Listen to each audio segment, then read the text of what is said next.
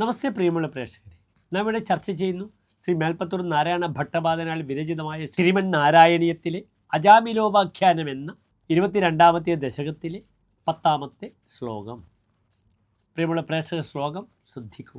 ഇതീരിതേർ യാമ്യഭടൈരപാശ്രിതേ ഭവദ്ഭടാനാം ച ഗണേ തിരോഹിതേ ഭവസ്മൃതിം കഞ്ചനകാലമാചരൻ ഭവത്പദം പ്രാപി ഭവദ്ഭടൈരസൗ.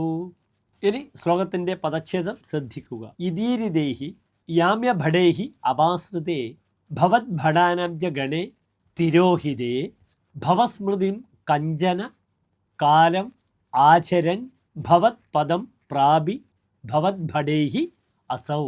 ഇനി ശ്ലോകത്തിൻ്റെ അന്വയം ശ്രദ്ധിക്കുക.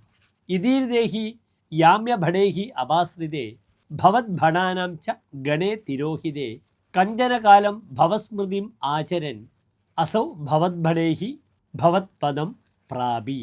ഇനി ശ്ലോകത്തിൻ്റെ സാരാംശം ശ്രദ്ധിക്കുക.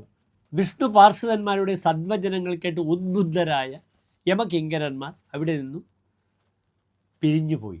ഭവത് പാർശ്വതന്മാരും അവിടെ നിന്ന് അപ്രത്യക്ഷരായി. ഏതാനും വർഷങ്ങൾ ഭവാന്റെ സ്മരണയിൽ മാത്രം മുഴുകിക്കൊണ്ട് ആ വൃദ്ധ ബ്രാഹ്മണനായ അജാമിലനെ അങ്ങയുടെ പാർശ്വതന്മാർ വൈകുണ്ഠ ലോകത്തിലേക്ക് ആനയിക്കുകയും ചെയ്തു എന്ന് ശ്ലോകത്തിൻ്റെ സാരം. നമസ്തേ.